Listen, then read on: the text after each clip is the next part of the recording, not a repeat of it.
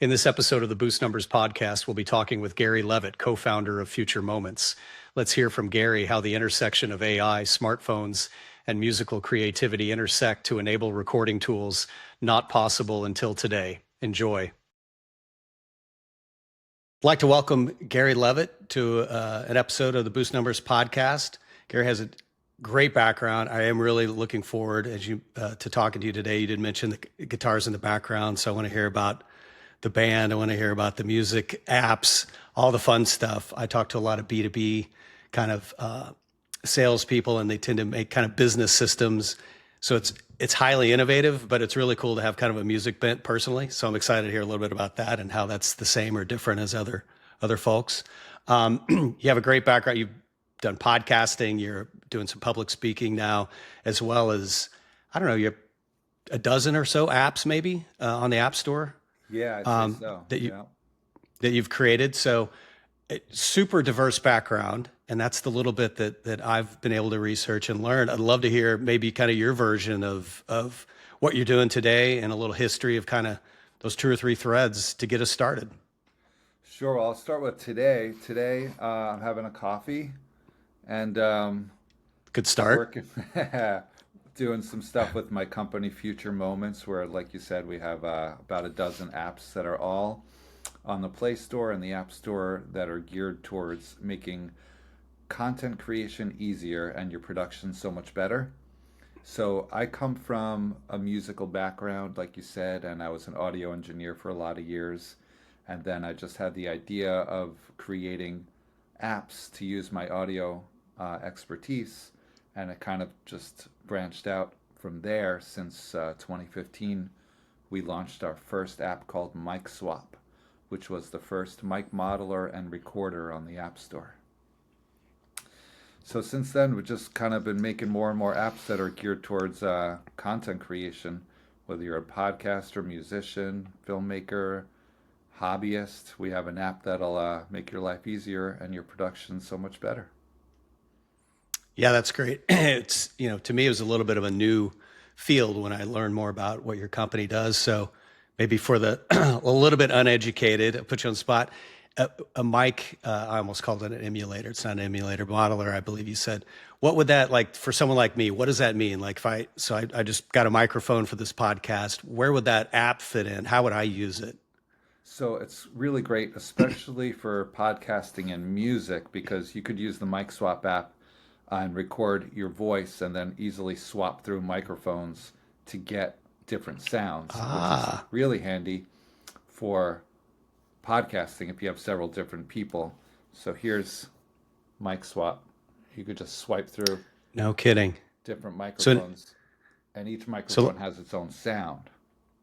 gotcha. So an existing kind of audio in that case that you're describing, and then just run it through the different types of studio level microphones that might be out there and hear how they sound and then publish whichever one you like. Exactly. So especially for one It's of our great. apps, Mic Swap Multitrack, you can have, you have several people on the podcast, and you could do it after the fact, swap through microphones to kind of bring out the best voice in each person and also help the separation of each voice. Oh, okay. Yeah, understood. That's really cool. Is there anything um, real time about that? Is there any of the apps that are a little bit more real time, or is it more of a post like production kind of thing? Uh, More of a post, but you can Yep. hear the different microphones. Whichever microphone you choose to record with, you'll hear that sound, but you could also change it later. Oh, gotcha. Yeah, you could select one to do the initial recording and then swap through later to try out. Exactly. Very cool. That's awesome. That's awesome. So how do you reach, those over the years now? It's 20, 10 years with Mic Swap anyway. Yeah. How did you reach the customers? Did just kind of rely on the app store and app discovery? There's so many now. I'm kind of thinking now in modern, the past few years where there's just, I don't know how many hundreds of thousands of apps. You're in a little bit of a unique space. So I think Yeah. if people find it, maybe they can hone in. But I was just thinking about just finding that across these app stores is tricky with search. Is that how you found most of your customers to date, or are there other avenues that you're growing your business with? Most of it probably comes through just the App Store, But Yeah. a lot of stuff comes from social media. Word of mouth Yep. is amazing. We've had a couple semi-celebrities and celebrities using our app, and that's helped a little bit. But we've never done any like paid influencer campaign or anything like that. So it's mostly been organic word of mouth. That's great. That's really cool. Yeah, it's probably, like I said, a little bit more of a unique space. So there's differentiation versus the latest, time waster game, that comes out, or Yeah, financial planning tool or thing where it's just so crowded. It's hard to sometimes even find an app that you know exactly what you're looking for, let alone when you're yeah, not sure. Yeah. yeah. And the App Store is much more crowded today than it was 10 years ago, for sure. Yeah, for sure. So one of the topics I thought would be interesting to discuss a little bit, and this started oddly enough. I was sent an article by a family member, older, 17 things they had to learn as a growing up. I think it was as a boomers, but that aside, and it was things like learning how to type on a typewriter, having to write in cursive writing, all these things, using a rotary phone. I'm like, I actually did a lot of that up until about college. College is when everything changed for me. It was kind of like when the world went digital and kind of life iPhones came out and all that kind of stuff. Actually, a little later. I was just curious, given your background of kind of music and starting even just 2015 till now with Future Moments and Mic Swap, just love to get some of your thoughts on like just the technology arc, because I know you're coming at it, I'm assuming a little bit more from a creative angle, maybe an engineering angle, but just your view of that arc, because you're kind of to me in a spot where it's high level creativity with music.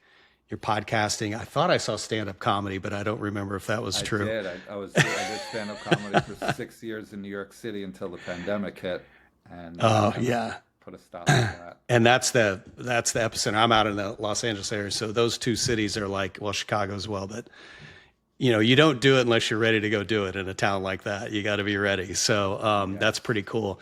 So yeah, just kind of from that background, I was just curious, some of your views on just adopting technology, because you landed in developing apps, which is very apropos for the time, but you kind of came from this musical creative space. So I just love to hear some of your thoughts on rewinding the clock a bit and what life was like up until now. It'd be great. I mean, it's a pretty big question. Yeah, it Technology has is. changed lives, changed culture, changed society. But for me in particular, and for my app ideas, these devices have gotten so much stronger over the past 10 years, exponentially stronger, that when I had for example, now we have mic swap multi-track, but the original mic swap was just you would just record, like it was basically like a fancy voice memo app. But now we have mic swap multi-track, and I had that idea back in 2015, but we couldn't implement it because these devices couldn't handle it. Gotcha. Right. So it's been kind of cool to kind of see what each new device can handle and how we can use it to the max. And it's pretty amazing how far it's come. So it's pretty exciting to see what we can do in the future. I think our last 4 or 5 apps are using AI technology with audio. Like we have the very first and only video audio splitter on the App Store. So you can import a video and it splits all the elements of the video into different tracks so you could remix your video. So this is amazing for people that have concert videos from Hmm. any year. If you have a concert video, you could import it into our app, the video audio splitter app, and then it just splits all the instruments and you could remix your video and make it sound incredibly better. And we use all of our mic models, our mic emulations, and to kind of help you remix it, we have some equalizers and effects in there. I mean, you definitely could not have done that on the iPhone back in 2015. It would have exploded in your hands. Yeah.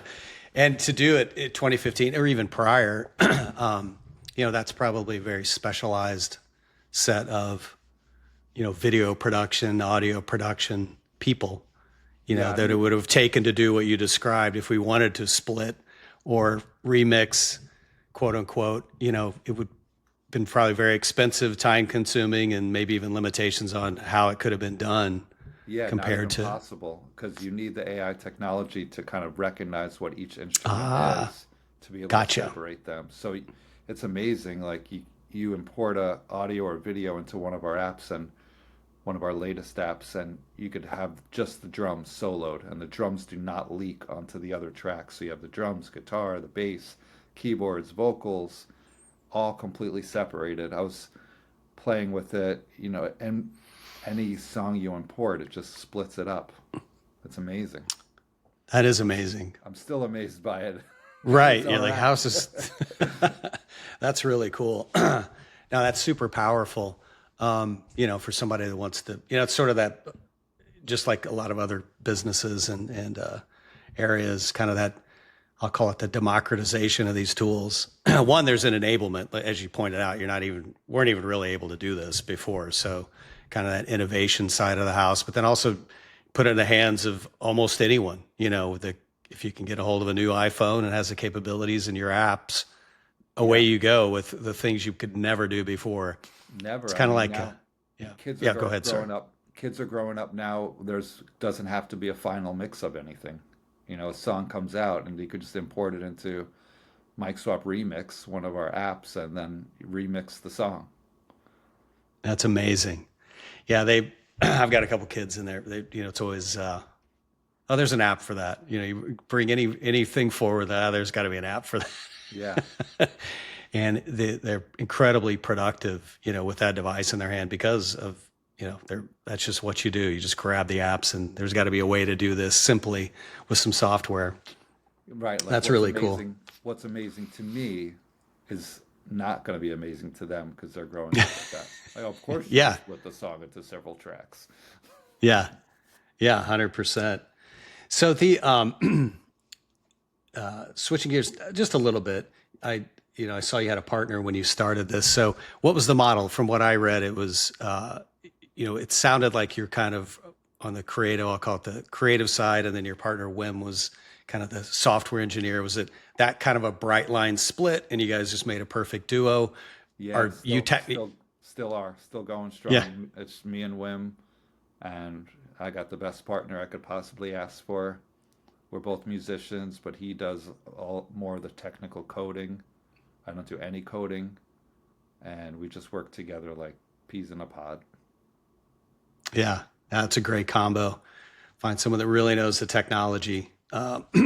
So where will you guys go, in the coming years?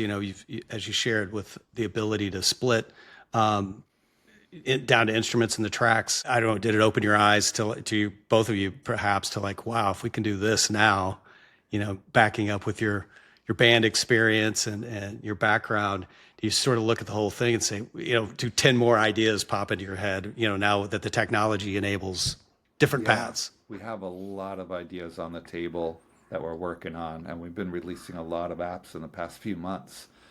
Um, we, the company is named Future Moments as a reminder to us to always be thinking about the future.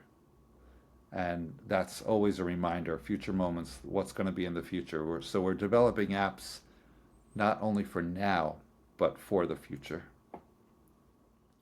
Now, do you get pretty, and this might be Wim, pretty involved with, like Google and Apple and kind of deep into where they're going with their devices? Or do you just kind of take them as they're released? There's some folks that are really deep into the development kit side of the house and where the hardware is going so you can plan for the future. Yeah, we kind of have to, and that's more on Wim's end. Like, Hmm. so as developers, we get access to the new iOS and the new operating systems before they're released. Yep. So we could test them out, make sure, see what works, see what new features are available for us to implement, see what bugs might pop up before it's released out into the wild. Yeah. Yeah, for sure. Yeah, that's fascinating. It's become a huge world for sure. I think people would like to know, given your background, so how do you, for you just personally, Gary, how do you split, um, how does a week get split up or a day or a month? Because I think it looks like you're still active with your band. You mentioned the stand up, as you said, that took a left turn, unfortunately. But then the creative side of the app development, what's the pie chart look like? Is it kind of evenly or spread, or how do you spend your week? Because it's a really interesting background compared to some of my other folks that'll be on here are kind of focused on the company they're at and the function they're in. You've got a little bit broader, panorama of things you're involved with. How do you split your week?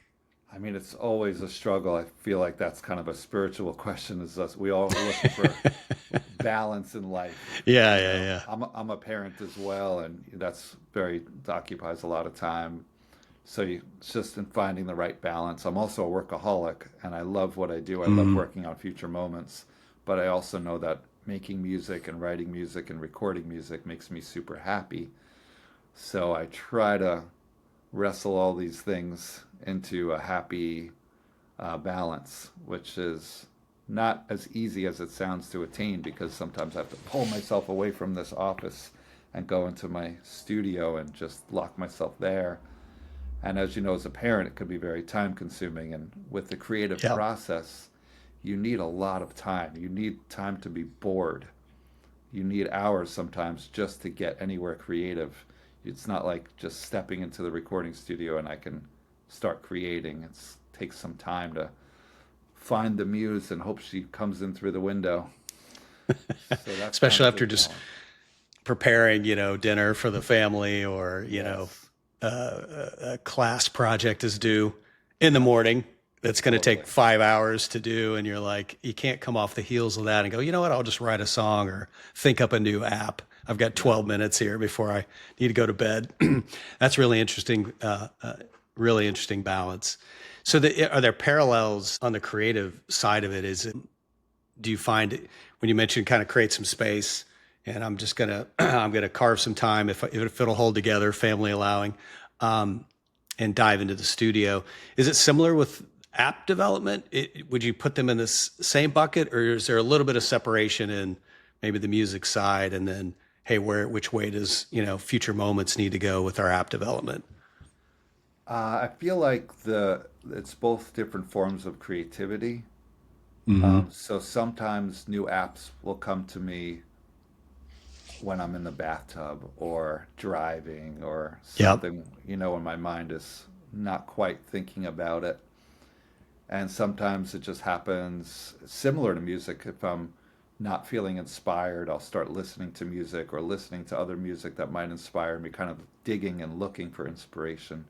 And it's the same with apps. If I'm looking for inspiration, I'll go on the App Store and just kind of start playing with all these different apps and hope something triggers. So, but yeah, for me, it's always a creative endeavor. It's kind of what I love about life is just feeling creative and that muse and that spark. Yeah, that's personally software. Going back years and years and years, it was similar kind of. I think partially why I got into it. Ultimately, I think I like the business side a little better, so I kind of went down that path. But um, it was really easy to just create something. Maybe it wasn't that exciting the things I created, but it was just it's very empowering and kind of a low level of barrier to entry to at least kind of feed that fire. Unlike, I would say like a music is a little different. You probably need to learn a little bit about an instrument if you're going to pick one up. But you could kind of tinker with like coding and hey, look at that, I create a little piece of software. So I agree. I think there's creative parallels there, but software is sort of if you have an idea, you can go try it, which is I Yeah. think really empowering, which is kind of fun part of that process, uh, creatively anyway. Yeah, and that I'm lucky to have a good partner because I can't do that. Here's a great idea. Now, how many times, if you're being honest, over the last 10 years, have you been hung up on or told to stop it with the ideas by whim and said, hey, it's enough already. We're not doing that. Actually, never. Oh, He's that's a very, good. yeah. We do get backed up, and sometimes we'll be working on Yeah. one app, and I'll have another idea, and then we'll jump to that. And Yeah. he's kind of like Stephen King. He's always working on several books at once. Got it. So Yeah. we've got a few apps in development, and we're in no rush. We're doing all right. So we just kind Yep. of he works on what he wants to in the moment. That's a great partnership then because can be overwhelming. And I haven't worked for some folks when they're changing direction constantly, you Yeah. know, let me finish this one first before we get, oh, we got to have this now. And it can be a little bit tricky, but Yeah, you sound like similar. you guys have found that balance. Yeah, it's similar to songwriting, which is very common. You'll find people that record songs or write songs. You're never working on just one because sometimes you have to go away from it for a while and then come back with a fresh perspective. So if you have a few things in the oven, you can kind of work on another song. Then when you come back to the other song that you were stuck on, that's all of a sudden you're not stuck anymore because you took some space. Yeah. So on the side, I love music and constantly listening to it. And I love that whole process and listen to shows like, well, prime one is like the Howard Stern show, for example. He interviews a lot of musicians and just talks Yeah, about this process. And it's, there's kind of a funny, there's some songs that we know that took 20 years to make because it yeah, was just kind of like, as to your point, kind of written, but not quite there. And then they talk to some artists who they write several songs a day, or certainly they just constantly, that's more their method. I just crank it out. yeah, But you think about overlaying that process then into creating software, you do need a little time to actually write it, test it, make sure it's going to work on the iPhone. So you get a cool idea, but it's like, okay, can we implement it or implement it the way we want? So there's interesting parallels, but I think a little bit of a blocker, on the software side, because you could create a song and it will be a song. People may or may not like it. It might yeah, not go where, but you've created that song. Where software, sometimes you run into a hurdle. It's just too hard, too expensive, too difficult to, mhm, so then you got to version down. What can you get out there and then let it grow over time, which I guess yeah. songs do too. A lot of people's artists I've in interviews be curious. Your thought is you create one, you might release it, but then every time you play it, it's a little different, or you might have said, hey, I'd like to write that verse differently over time. It's not necessarily a definitive thing, which is very much like software. Software has to grow all the time. And I guess songs can be like that as well. Yeah, unfortunately, unless you're the Beatles and you can keep releasing new mixes, no one really cares. You could change the verse or something, but no Yeah. one's really going to care that much. Yeah. Yeah. That's But yeah, interesting. I do love that about software that you can kind of keep updating it and it's always a work in progress. I wish songs were like that, where, Yeah. because, I wrote songs that I love the song, but the lyrics might not be anything that Mm, I relate to anymore. And I would yeah. love to, be able to rewrite the lyrics or change a melody or change the bridge. But just, I consider a record, you make a record, you make an album, it's a record of time. That's it. Ah, Let it be, move interesting. on, make another record, record that time. That's probably a very sort of healthy, this is probably not the right word, way to approach it versus, it wasn't good enough. I would like to redo it. It's like, hey, that's what it was at that point in time. And Yeah. now we're going to move on to the next. So Yeah, that's like it's great. like a journal entry. You write your journal Yeah. entry for the day and that's not you the next day. That was you yesterday. So that's how I think about it, at least takes the pressure off. Yeah. Yeah. That's cool. So, a little non sequitur, just looking at the time here. I don't want to keep you too long, but is there anything, put you on the spot a little bit? Anything the world should know about Gary Levitt that maybe they don't? Is there a story you'd like to share, or something personal or professionally? Like if you were going Honestly, to it's shout out to the world something you might not have known about Gary. uh not really. I mean, it's all out there. I have almost 100 podcasts of the Gary Hour. There's no Um, hiding. there's really no hiding. I mean, yeah, Do now you could take all those podcasts. It'd take a little bit of time, but you could run them through these tools today, not mhm, unlike, what you're, have them summarize and give me a one-page abstract of who is Gary Levitt. Now that you say that, which I totally. suppose is kind of what the big guys are headed towards, the chat GPTs and the Groks, as you once they've consumed all that information. But yeah, to your point, I could, someone could grab all the episodes and say, here's a one pager on hundreds of hours of conversations from Gary, and here's who he is. Totally. It's all out there. That's an interesting thought. Yeah, it's fascinating technologically, but a little bit eye opening. Like, huh? Better think about that before I put anything out there. Yeah, because everything's transcribed and digitized, and Yep. it's all out there. I know Sam Harris. Do you know he's a podcaster? I've heard the name.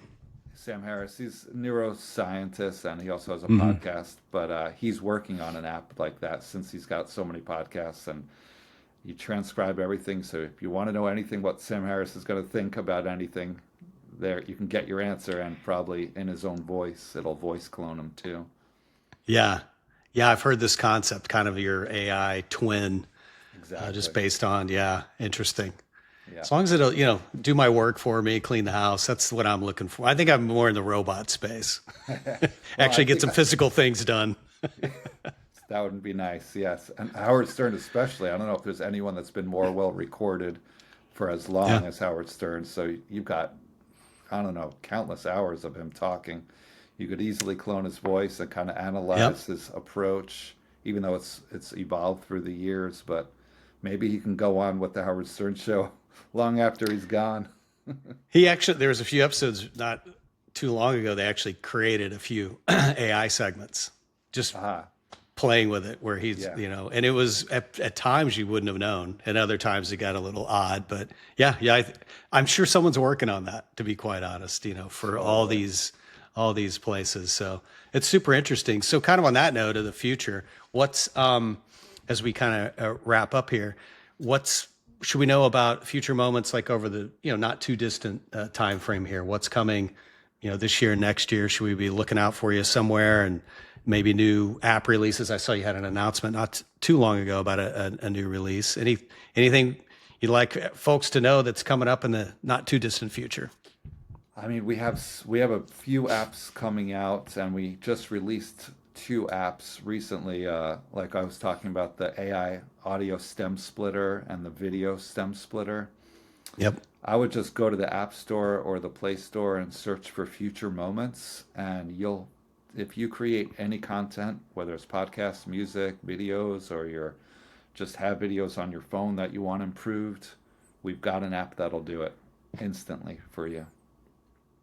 That's great. I mean, I'm definitely going to check it out. I was looking at them and I thought I went and picked up this mic and I thought probably should have the podcast with Gary first and get some advice before I dive into all this equipment just because of the space you're in. So definitely worth checking out because I think from a business perspective, I view this, there's kind of this, podcast sort of aura, if you will. You're going to be a podcaster, and it's really more just capturing some content and thoughts because the tools will then help you create whether it's thought leadership, creativity, a speaking series, a series of clips, depending on what your business does and maybe who you want to be as a leader.